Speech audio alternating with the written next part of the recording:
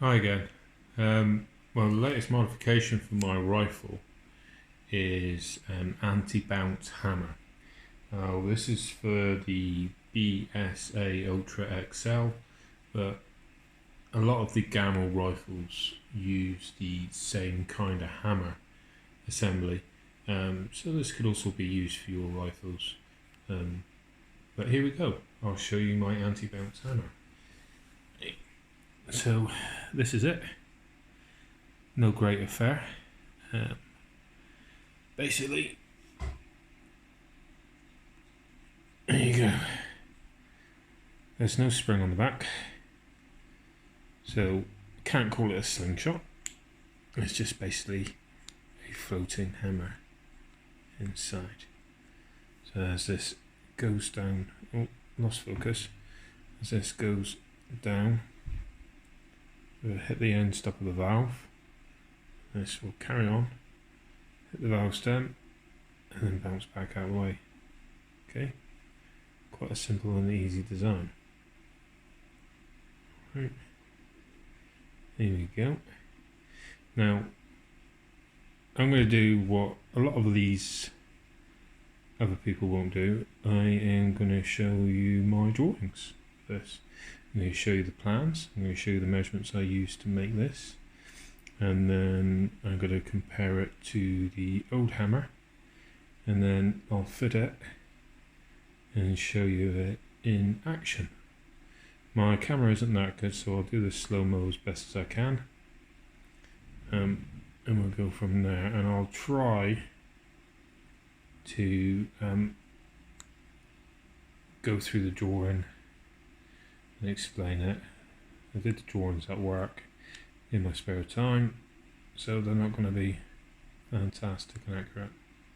Okay, so I'll take you over to the plans.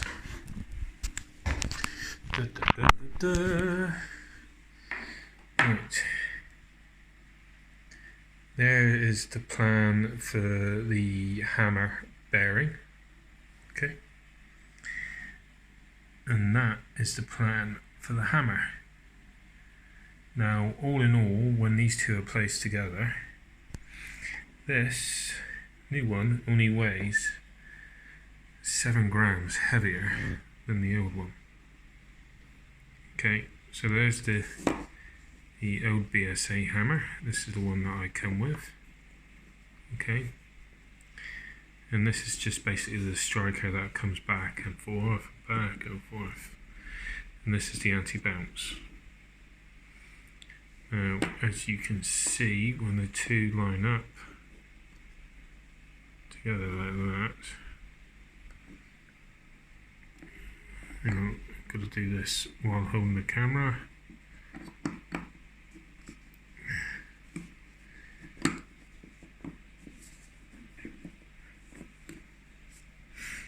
Okay, so when you put that central dowel through the firing pin, they're roughly the same length. We need to make the silver one just a slightly bit shorter so it's a standoff from the firing pin. Okay, and so this one is made up of the bearing housing and the hammer. Okay, and obviously that pin goes through there. Sorry, I have to use two hands for this next bit. Right, so with this one, same as the other hammer, grub screws in the back. Take a pin out, don't let that roll away. So, it's a new hammer. Okay, polish very well. One thing I'll explain about the housing is very important, especially with the BSA. You know, other rifles, it can go the same. When I first made one of these, this was a solid diameter. Front guide, middle guide and back guide. Due to the pressure wave of this going forward, it slowed it right down. It's like putting your finger over one of the holes on a cylinder. It becomes very hard to push. So this is why I minimized the friction points going through the tube. Right, glides nice and easily. Right, so when I did these pieces, for ease of process, when I put them through the mill, just cut straight along, straight along, straight along, straight along, straight along, like that. Now obviously with the back guides, you had to leave a little bit more room for that. Okay, and especially on this side, this side, because this is where the sear for your trigger runs through and gets hold of this piece. Okay, so that was a must. Now I'll show you on the drawings as best I can. Okay, what I mean by this. So the top drawing for the guide 1 and guide 2 was basically this profile. Okay, and in my drawings you can see where I put guide 1, guide 2. Guide 1 is the very front one.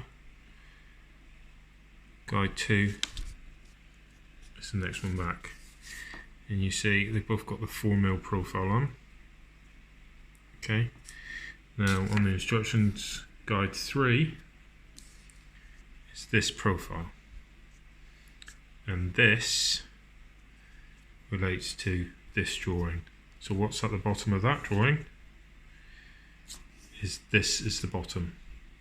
Okay, same with this, but that one it doesn't matter too much because that's the same all the way around. But this needs to go with the bottom of this drawing. Okay, so where you've got that groove cut in, that needs to be in line with this, which will be your end stop, which is this piece. Okay, so that drawing in that position is basically that in that position. Okay, so you cut out, as you can see, that extra groove. Now the sear. I'm trying to do this the best I can, but it's black Delrin. Okay, so that relates to that. That drawing is pretty self-explanatory. M5 tap in the back with a grub screw, 5mm long should do it. 6mm diameter. The sear pin, wherever it's gone, I've lost it already. I have as well. Nope, there it is. The sear pin is 6mm. Okay. Now, when you make this, you'll need 13mm drill, which is basically your core diameters. That's your spring guide, and that is your hammer sleeve bearing. Yeah, so 13mm both ends. That hole in the middle is very important. That allows the air to pass through when the hammer strikes forward, so you don't get a vacuum build-up. And that's 6mm, but you can do that whatever you want as long as you've got enough room for the tension for the spring to sit on something solid.